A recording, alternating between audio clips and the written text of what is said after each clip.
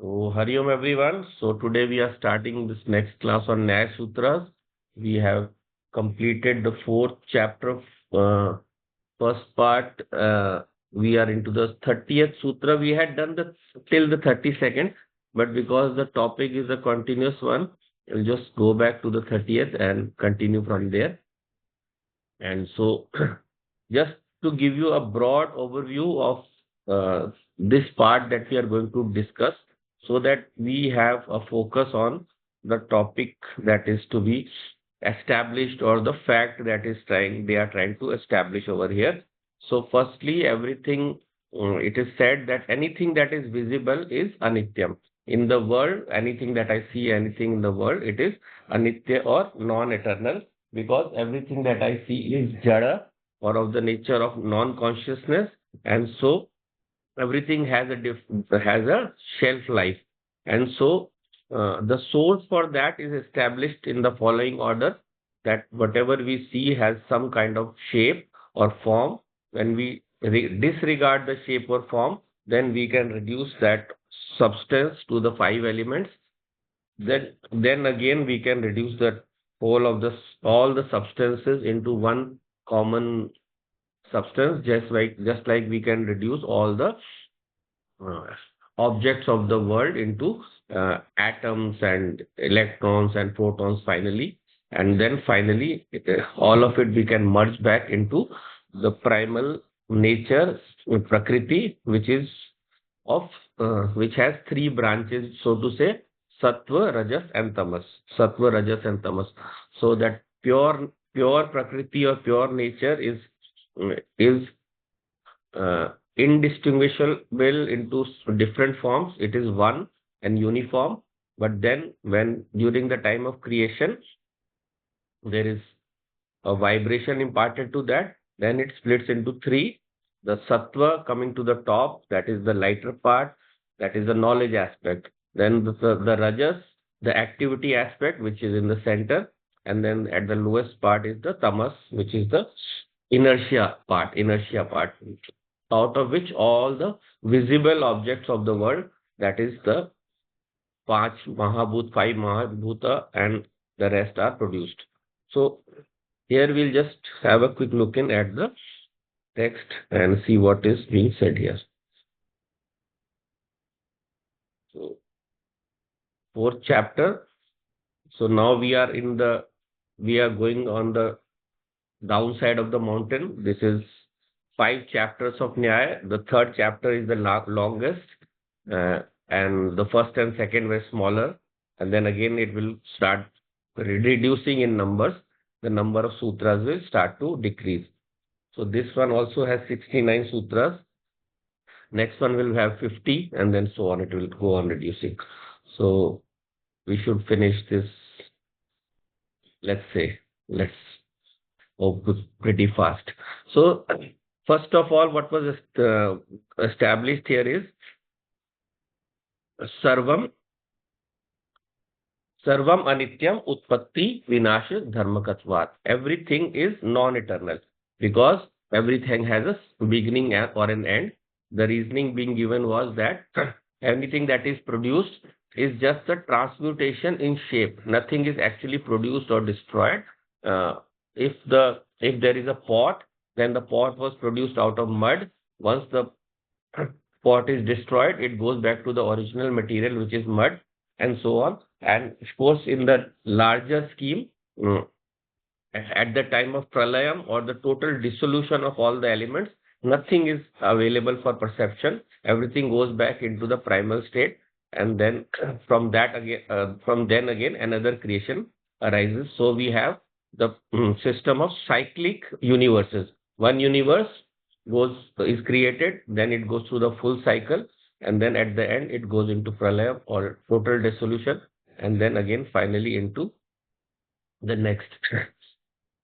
So sarvam anityam utpatti vinasha dharmakatvat. Everything that we see is not eternal because it will ultimately be destroyed. So all the objects that we see, they are dependent upon their existence upon some other object, which is called the material part, the material source, that material also is finally reduced into Prakriti, which again being of the nature of non-consciousness or Jada, it is also considered as unreal because it is dependent again upon consciousness for its existence. Just like when we go into deep sleep, then everything goes into dissolution. So then a new concept is introduced here, na nitya anityatvat, na anityata anityatvat. So there we said it is the concept of pravahi nityam. The universe is also eternal in one way because everything is in a state of flow. So if everything is in a state of flow, then that flow itself is eternal. So in that way, we are saying that this flow also has the nature of eternalness. So therefore, that it is established in the next sutra, tat nityatvam agnedaaya vinashya anuvinashvat. Tat, so that tat anityatvam, that non-eternalness is like what? Agnedayam, like just like fire burns something and then it reduces it to the basic matter. So if there is a wooden table, it will also be reduced to ash. There is a wooden bed, it will also be reduced to ash. Everything is reduced to ash or the basic substance. And so we say in this way that Pravahi Nityam is we accept that there is a flow of the universe in which everything is continuing eternally. The universe will never end because of the law of conservation of matter. So matter will remain, so universe will continue to flow. But at least the flow of if the objects that are there in the flow, they can yet be destroyed and completely finished. So there what is happening is the feature that is doing the job of destruction, that itself is not available. So the anityata, that non-eternalness also disappears once the objects are not visible for perception. That is at what stage? That is at the stage of pralayam, when everything is dissolved into the primal prakriti. So there only existence and consciousness are available, from which a new universe will again arise. If it were not there, then the universe will finish. Can you say it again? So when there is a universe in flow, that flow of the universe will continue eternally. है ना? हमेशा चलता रहेगा, it will never. तो वो भी नित्य है एक तरह से. बट वो नित्यता में भी एक पॉइंट पे ब्रेक आएगा. There will be a point where there will be a break in that flow. That flow will be at the time of pralaya. Pralaya also, so in pralaya no object is there. But what is there? Brahm is there. Yeah. So in that time, that soul reality or that is existence and consciousness is there. And from there again, a new universe will be born. If that was not there, the new universe would not be born. That means the Prakriti which is no longer there at that time will again appear. So it has disappeared, Prakriti has disappeared. That means it is dependent for its existence on Brahma. So Prakriti also is not real. So everything that we see is unreal. So there is another theory he is saying, Sarvam Nityam Panchabhut Nityatvat. So he is saying just like there is a law of conservation of matter in science. So we say all the 5 elements at least they are eternal. So पांचों भूत है वो नित्य है. So Prithvi, what are the 5 elements? Prithvi, Jal, Vayu, Agni and Akash. So all of them are eternal. He says that so because the 5 elements are eternal, that means all the objects that have emerged from those 5, they are also eternal, because there is a rule. Whatever the source, we call the karya and the karan. So the karan is the cause, karya is the effect. So whatever is the nature of the karan, that will also be the nature of the karya. So cause and effect will have similarities. So this will also be refuted further, but we shall look at that. So he says because that is so and the 5 elements are eternal, then that means that means everything else also is eternal. So he's again trying to prove that everything is nitya, सब कुछ नित्य है. because it is coming out of the five elements, which we have to accept there is a law of conservation of matter. So they are eternal. The five elements are eternal, so everything is eternal. So we refute this in this way. Na utpatti vinasha karan uplapte. So we are saying that we do not perceive how the और पौना घंटा मैंने भी ऐसा कुछ पढ़ना है ठीक है so न उत्पत्ति विनाश कारण उपलब्ध है so because we do not perceive the utpatti vinash karan, the causes of production and destruction. So we are saying no, you are saying that the five elements are eternal, but there is a state in which the five elements are also finally they are merged back into something primal. Even though we don't observe their production or their dissolution, we can understand from the indirect analysis, just like we also go into sleep, and in that state everything disappears. So there is a rule, yatha vyasti tatha samashti. Just like the individual is, the same way is the total also. So the whole of nature should also have a state where it should be in a state of complete sleep. So there these five elements should also be disappeared. But even if we don't accept that, then utpatti vinash karan uplabdhe, we don't perceive the production of anything or the destruction of anything. There is always what we call transformation, right? So nothing is being produced or destroyed, but there is a transformation. So if mud is coming together to produce the pot, mud should always be there. So those causes by which this production is being formed or removed, it is not perceived. That means the object that we are seeing as such is not eternal. We cannot say that because the five elements are eternal, that does not mean that the objects produced from them are eternal, because that object will come and go. Object will come and go. So utpatti vinash karan are not being seen. So that means that the object itself is non-eternal.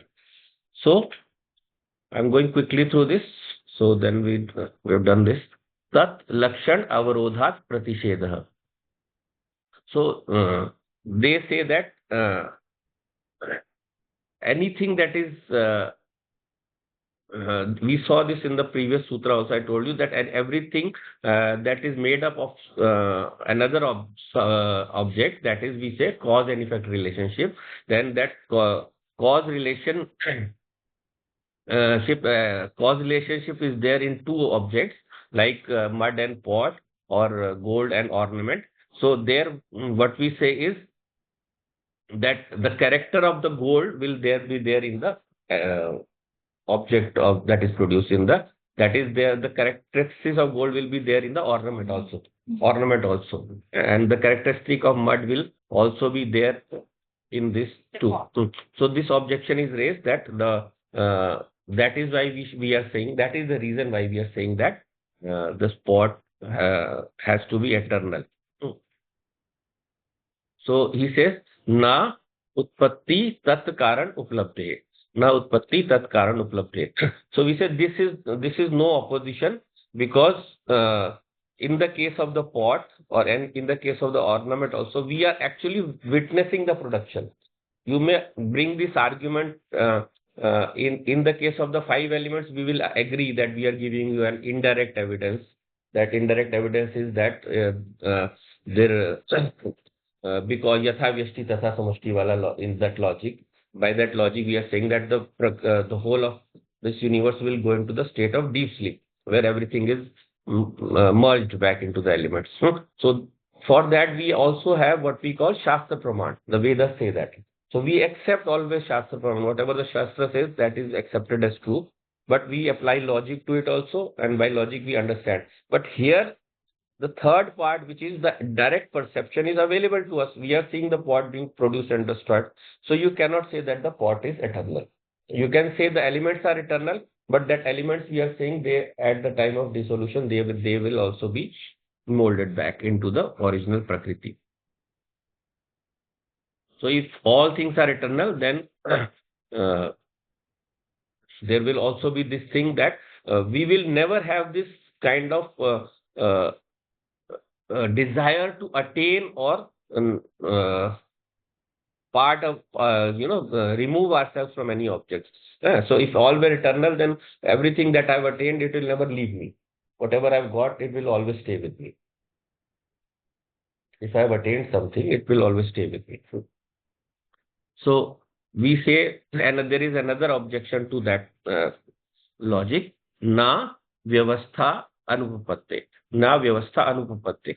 So in everything there is an order. In the universe there is an order. What is that order? It is the regulation of time, right? A regulation of time. So if we say that everything is eternal, that they existed before, they always will exist, then there is no way that you can compare time. In comparison of time, you need two things which will move with relation to each other, then they will have a certain life cycle and then they will end. So that is the way how time is calculated. If everything were eternal, then time cannot be calculated. In fact, the definition for Sat, which we saw in Tattva Bhoja also is Sat is something that is beyond the limits of time. Sat is the definition for Sat is that is beyond the limitation of time. So if we think that everything is eternal, सब कुछ अगर नित्य है, if everything is nityam, then there will be no regulation of time. Then sarvam prithak bhav lakshan prithakatvat. So there is another theory. Some people say that whenever there is a combination of objects, a combination of a few things, and they come together to produce a certain object, then because they are composed of these different objects, that the object that is finally produced. I will come with an example. It is appearing confusing. Yeah. So in the Buddhist doctrine, there is they say that there is a rath, there is a cart which is produced of, there is a place for the person to sit, there is the axle, there is a wheel. So he says, Nagarjuna says there in the questions of King Milinda, he says, because you are saying the king is coming in a cart. So what is this object called cart? What is this object called cart? So this cart, is it the wheel? Is it the axle? Is it the seat? And so on. So he says, because none of the cart is nothing, none of them, it is just a conglomeration. That means it is not, there is no such thing called cart. It is just a mixture of all those things. It has no independent existence of its own. It is depending for its existence on all of these. So that is also even in Nyaya or even in Vedanta also, it is the definition of mithya only. Mithya is something that is a combination of things. Mithya is something that is combination of things. When you remove the object from the combination, then the whole object does not remain. Just like if I take the axle out of the cart, it will not remain a cart. Even if I take one object outside from that. So we say that everything is sarvam prithak bhav lakshan prithakvat. So everything is an aggregate. So the aggregate itself has no existence of its own. That is being said, right? So even though in Vedanta we accept this fact that everything is composed of different units, and so the units themselves are the ones that have actual existence, and then again we reduce that existence back to Prakriti, and then ultimately reduce that nothing in the universe has existence. The existence is borrowed from Atma or Brahma, right? So that is where we reach. But that is at the absolute level. We say in the paramarthik drishti. But when we are doing our interaction in the world, when we are doing all the interactions in the world, we call it vyavaharik drishti. So paramarthik drishti at absolute level, vyavaharik drishti, the transactional level. So at the transactional level, the objects are existing. This is what Nyaya is going to say next. So na anek lakshanehi ek bhava nishpatte. So he says, we say, agreed that an object is coming together and producing something, and you are saying that the original parts are the ones that have real existence. The substance as a whole does not have any existence, but whenever we bring these several parts together, then the entity that we have called together, it has a unique existence of its own. It has unique existence, and not only just existence, it also has, we shall see in the next one also, maybe we'll take these two together. I'll just take these two and then I'll explain this. So lakshan vyavasthanat eva pratisheda. So there, every object has certain properties, lakshan, by which we can tell. Huh? Without the property, you cannot say. We have seen that in the universe, there are objects which we call substances. They have two aspects. Every substance has two aspects. What is that? What are the two aspects of a substance? Dravya and guna. Dravya and guna. So dravya is the substance itself, from which its mass and etc. comes. And then the guna is the properties. So we don't ever perceive the dravya. We never perceive the substance. We only perceive the gunas, the five gunas.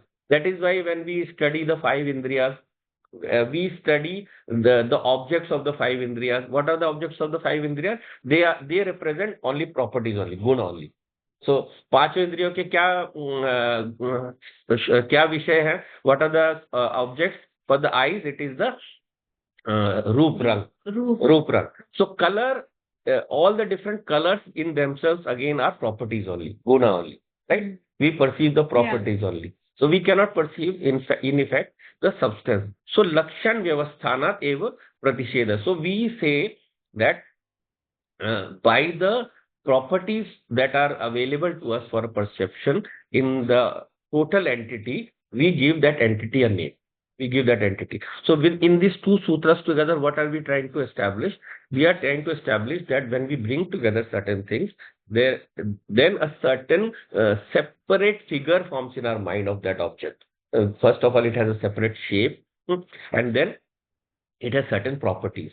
It has certain properties by which you have to accept the existence of that object. Let us take an example, like the common example of the pot.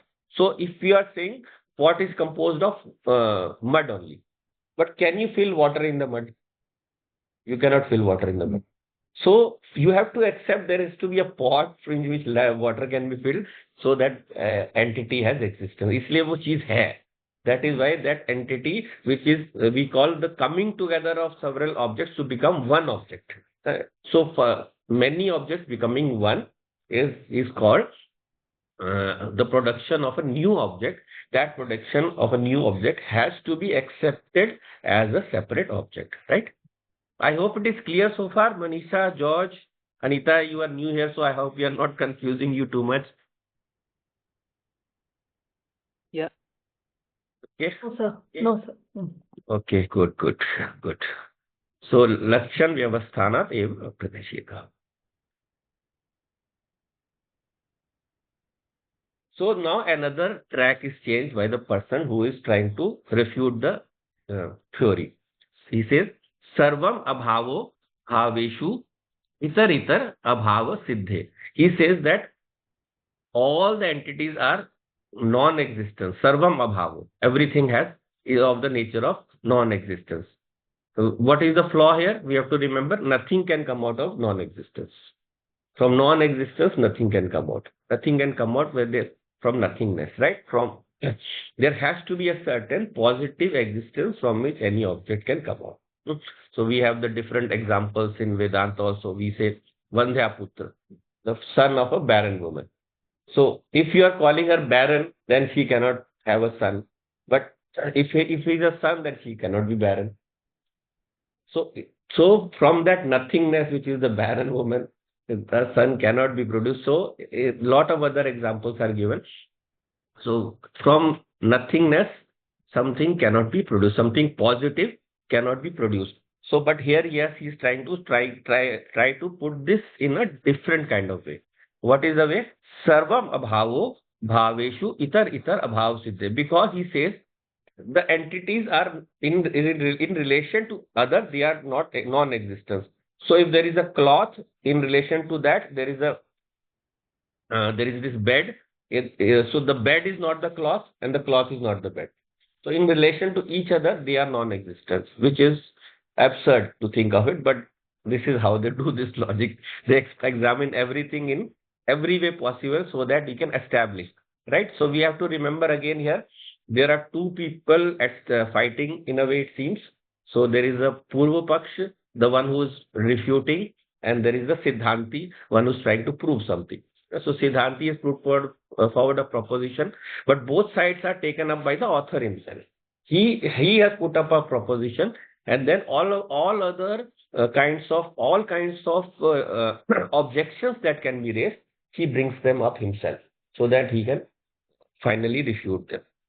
Right? So sarvam abhavo bhaveshu itar bhav siddhe. He says, you are saying, the opponent is saying here that everything exists in relation to each other. Everything exists in relation to each other.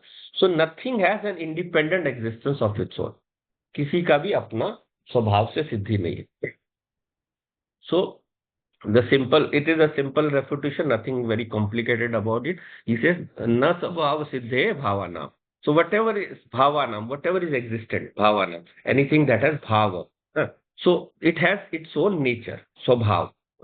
So in relation to its own nature, everything is existence. So even though cow is not a cow, it's written here, cow is not a cow, though cow is a cow, though it is not a horse, but in reference to itself, it is existent. The cow itself has its own existence. You cannot refute that because there is no horse, the cow does not exist. You can say that there are animals that can be domesticated. So I have to have all the domesticated animals if I have to have a proper farm. But that does not mean that if one of the animals is missing, then it will not be called a farm. Or the animal that is present there itself has no existence of its own, right? So there's nothing complicated about this. Whatever objects that we see in the world, even though there is some kind of relationship between them, but they all have their own independent existence also, right? So basically the line that is being established here is, firstly, everything comes from the primal nature. All the objects then differentiate into different forms. Whatever is coming into different forms, all the objects have their own individual existence, and they all transact among each other. Because of their transaction, there is what we call vyavastha, that is the nature of time. Time always occurs when there is a relative movement between two objects. That is how time is established. So this cycle is being established according to this argument. And so we say that there is always something called swabhava. So we gave a simple one word reply also. Vyahat. So vyahatvat ayuktam. So he says the argument that you have given, that objects exist in relation to each other, that argument is not logical. It is not logical. So no reasoning is given here. He's just said that I have given you the reasoning. Everything exists according to its own nature. हर वस्तु अपने स्वभाव के अनुसार रहती है. So that is why that object has to be considered as a separate entity. Okay, then what do you, yeah, 41. So sankhyahi ekant siddhi karan anupatti uppattibhyam. Right? So we say, how do we establish the objects of the universe?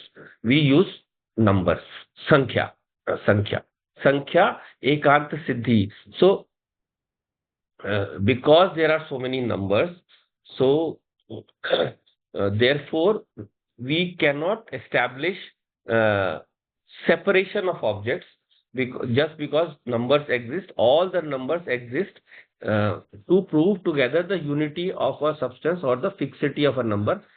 We shall understand this concept in the following manner. Whenever we are saying now that there are so many objects in the universe, there are so many. So how do we count them? We count them through the Sankhya, number. 1, 2, 3, 4. Then again, there are objects which can be further divided into parts. So we have an apple, we can divide it into 4 parts. So it is 1/4 of an apple. So there we use not whole numbers, but fractional numbers, right? So when we are doing that part of division, then the Sankhya Ekant Siddhi, that unity, that the totalness of a number is broken up. We have split it into 4, है ना? अब वो 1 बचा नहीं, 1 के 4 parts हो गए. So what has happened now? The number of objects in the universe has increased. Understand? Every object is split into more parts. Then let us say there are 10 objects. You split them into 4 parts. So earlier you said there are 10 objects. Now there are 40 objects. But they're the part of one. But that is what he's saying, is that there is no Apple. You have made 4 pieces of an apple. Yeah. So now you cannot say that there is a fixed number. You cannot say there are 4 apples now. No, you cannot say there are 4 apples. Yeah. He is establishing that there is no fixity of numbers. आप ये नहीं कह सकते इस universe में 1 crore items हैं, because again those 1 crore will be divided into 4 crores or any number. You mean the number is not fixed? Number is not fixed. Sankhya Ekant Siddhi Karan Anupapatti Upapatti. So the number, whenever we say, so let us understand this from the prospect of the number of objects we were saying, right? So you are saying that there is an object called pot, there is an object called plate, there is a spoon, and so on, all made out of mud. So you cannot establish, he's saying that there are these number of objects, because those also can be further subdivided into other objects. There is no fixity of number. That is what is being established here. Sankhya को आप absolute नहीं मान सकते. You cannot call numbers as absolute. Not clear? No. Basically, what is being said here is that whenever there is establishment of the number of objects in a certain system, in a certain closed system, that number can always be changed, because you are saying that there is a thing called a pot, but when I split it up into 4 pieces or 10 pieces or 100 pieces, then you cannot say that there are so many items in the system.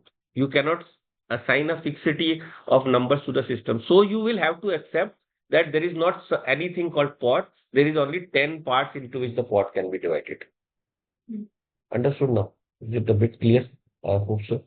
Okay. So he is saying in any closed system, where the universe that we are in now is considered as a one closed system, or you can take a room as a closed system. So in that closed system, you can either say that there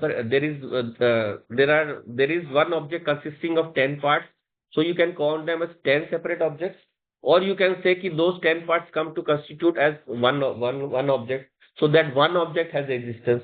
So he's saying that the one object that you're saying has existence, I will not accept, because then you cannot fix the number of objects in the system, because you have to accept that one object is not one, it is 10 objects. That is called the refuting the fixity of number. Okay. So we refute that is na karan avyav abhavan. So this is what you were saying. It seems illogical, the argument is giving.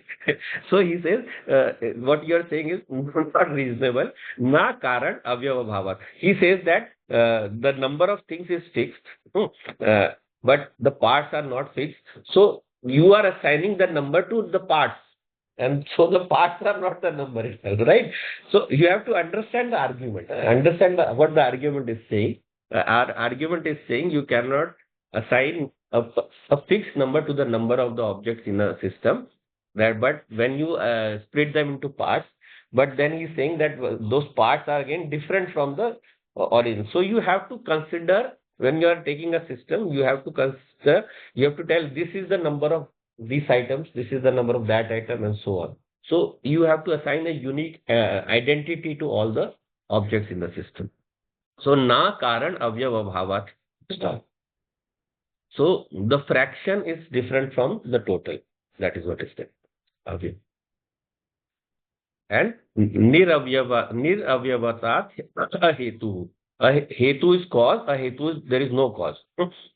So the reason we reply is not valid because there is no part available for the purpose. That is to say, either you accept the pot is there or you accept the pieces of the pot are there. Both cannot exist simultaneously.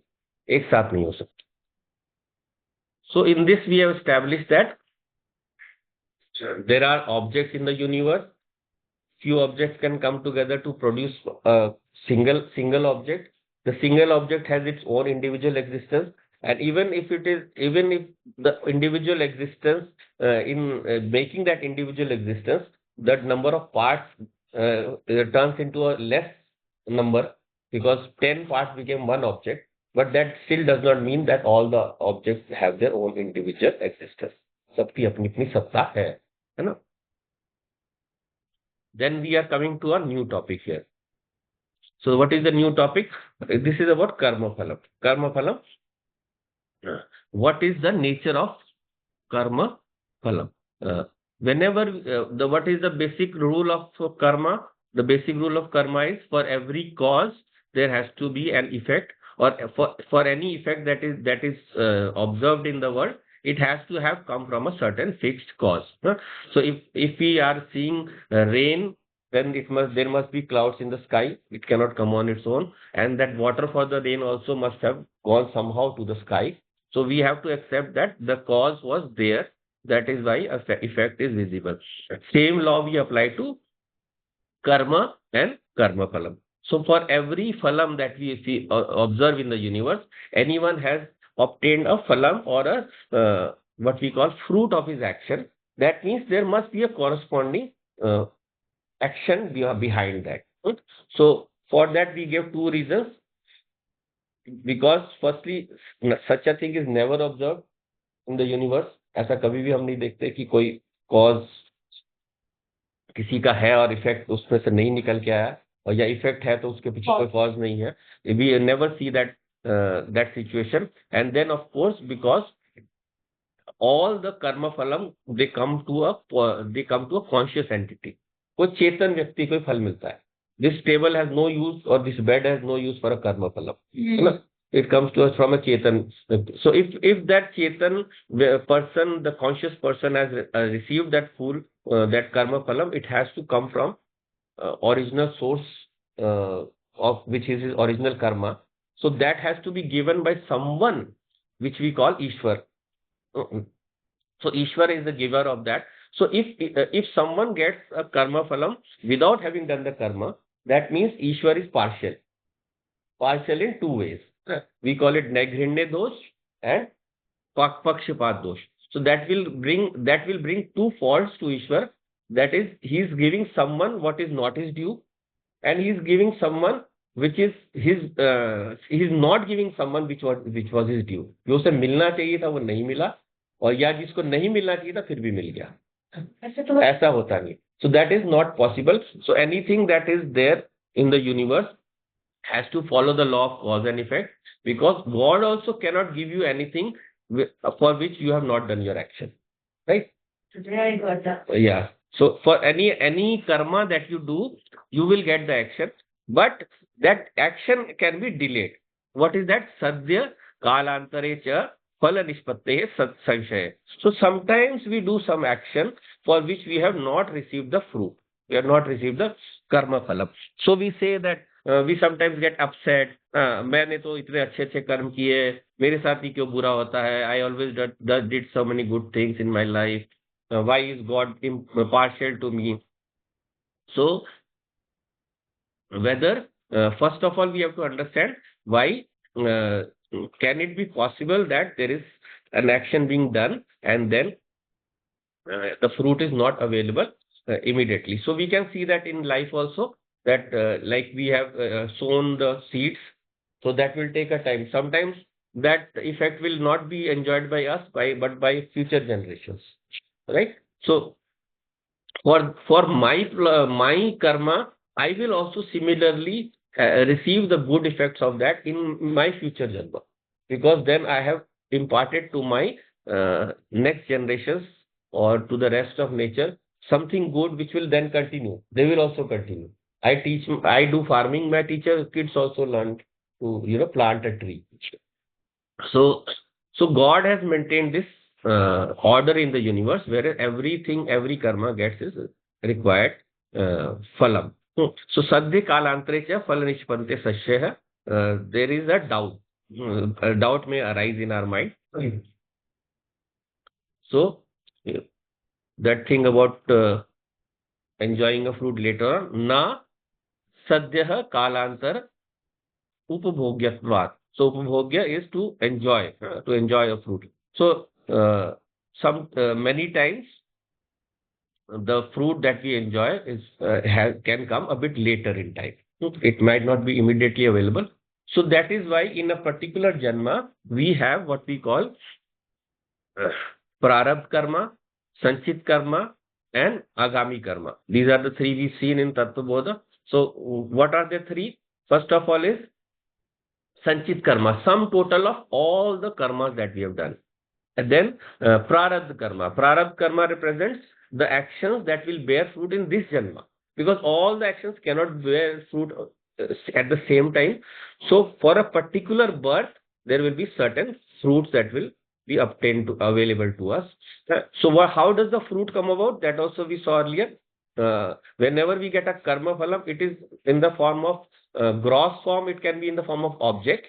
It can be in the form of objects, right? And then subtle form, it can be in the form of we call paristhiti, in the form of a situation. We get a good situation, a bad situation, like that. So we get them all. So we also saw that sometimes we get a fruit for which we have not done something. So there also we say there are certain duties which we have to do. Our duty to preserve the universe, preserve the prakriti, nature around us. Once we don't do that, nature will also punish us. So we will get karma phalam there also.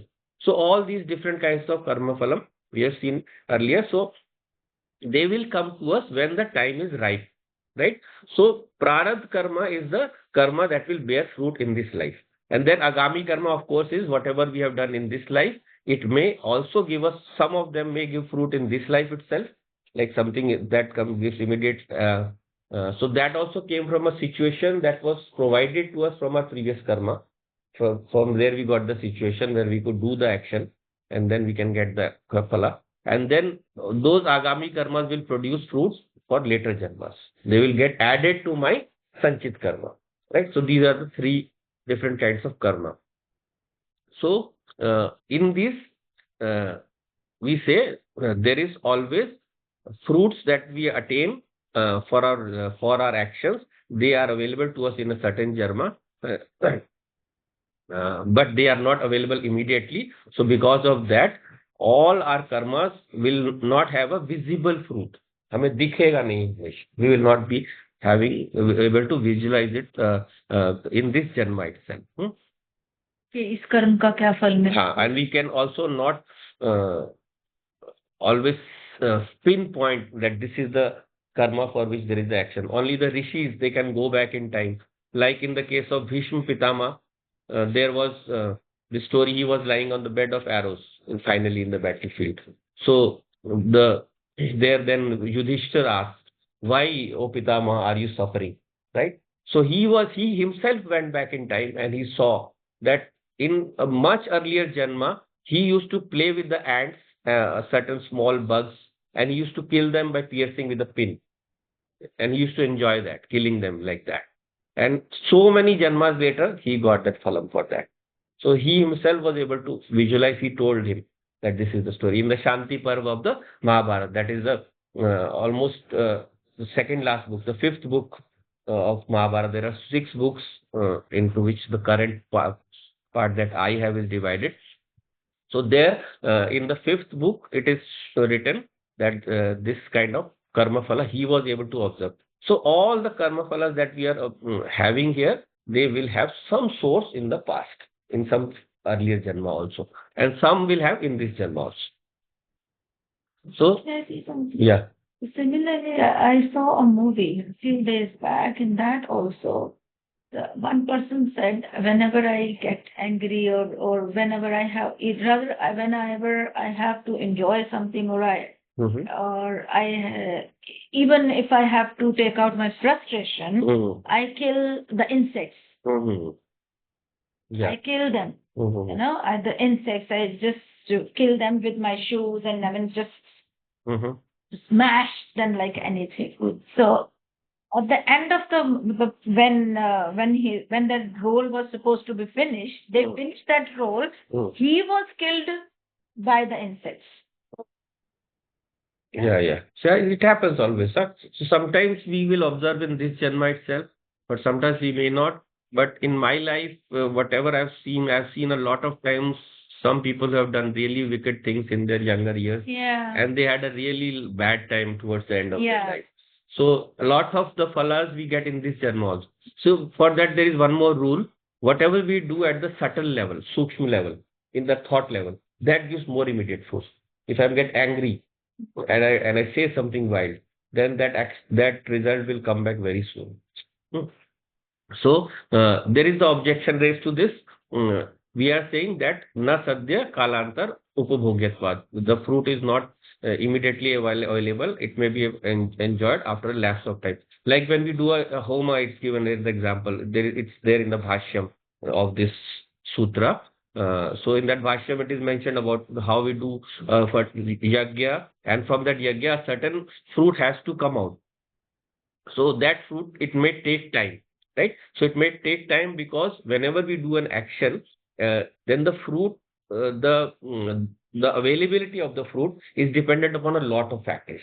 So by what was the intensity of our action? Kitne shuddhata, what was the purity of level of my action? What was the of materials available with which I did my action? So all of these, there are nine factors there. I will not enumerate, it will be very detailed. There are nine factors at three levels of intensity.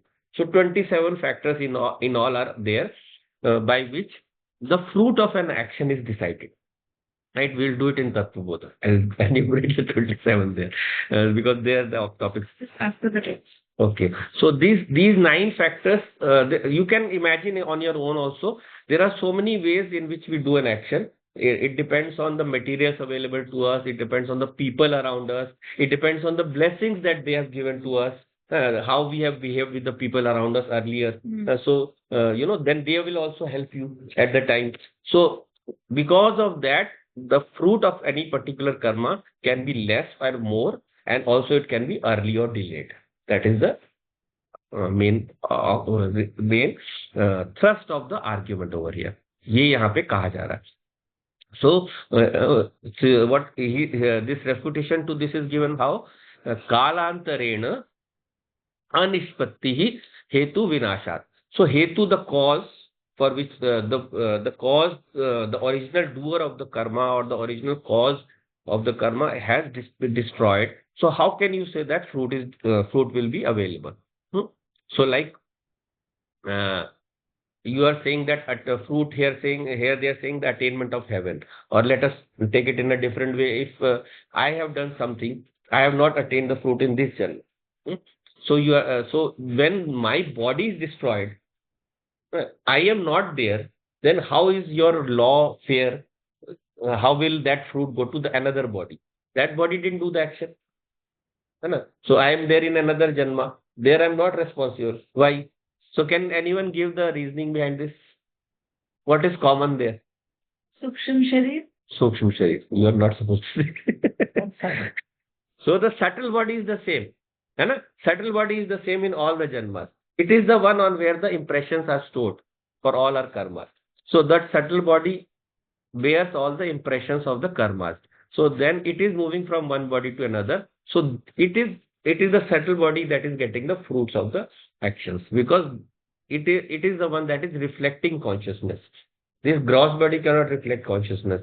It is the mind which reflects consciousness. So mind is the enjoyer of the fruits of any action. So we say, what is the refutation for this? Prag nispattehe vriksha phalavat syat. So we are saying that this is like the analogy is the same as that of a tree and its fruits. Hmm? So just like you have a tree, so you are watering it, it will take time to give the fruits. So that fruit can be enjoyed by the person who is giving the water to the tree, but also to someone else, right? But even though that thing is happening, we accept that if there is someone else getting the fruit from a tree, he had done some other good karma in his life by which he is able to enjoy the fruit of the tree. Or he is born in the family of the person, so we are born also in a family because of our karmas, and because whatever sadhana we have done in a certain life, we will be able to continue. In the Gita, it says that if you have done certain sadhana, the effect of that sadhana is never lost. That sadhana you will get a new body and a new family where you can continue that sadhana. And that is also the basis for our what we call Varna Ashram Dharma. Why there is one ashram and jati? We are all born in certain families where we can continue our spiritual journey. And that is why there is also the provision that anyone can go out of that varna ashram also. If I have gone beyond what the requirement is in this janma itself, then I can be born in a certain family, but I can go into different profession or different spiritual line also. So I might be born in a family of Brahmins doing karma basically, but I can also move on to the higher pursuits of knowledge. ज्ञान में भी मैं जा सकता हूँ, सिर्फ कर्म में नहीं रहूंगा. So that thing is there. So we'll discuss that later.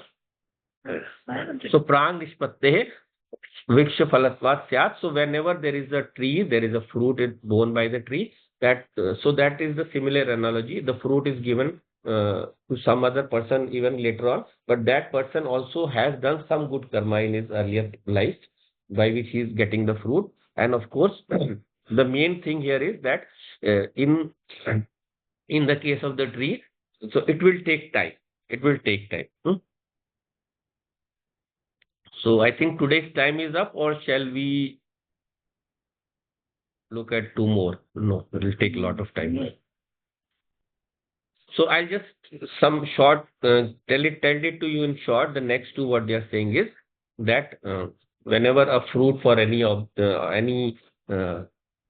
action is produced, then that fruit is available to this body. But if it is not available in this body, it is available in the next body. And so that next body has a common thread, that is the Sukshma Sharira, which we just saw also. So, so in this way, the actions that we are doing will definitely give us a fruit. That fruit will maybe now or it might be later. If it is later, then even if it is in a different body, there is a common thread called the Sukshma Sharira. Our subtle body is the common factor there. Okay. So I think we'll wind up here.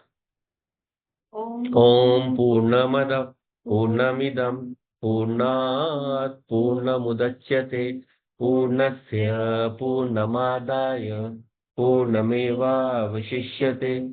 Om Shanti Shanti Shanti. Hari Om Shri Gurubhyo Namaha. Hari Om. Hari Om bachcho, Hari Om everyone. Thank you so much for coming. I'll just stop the recording.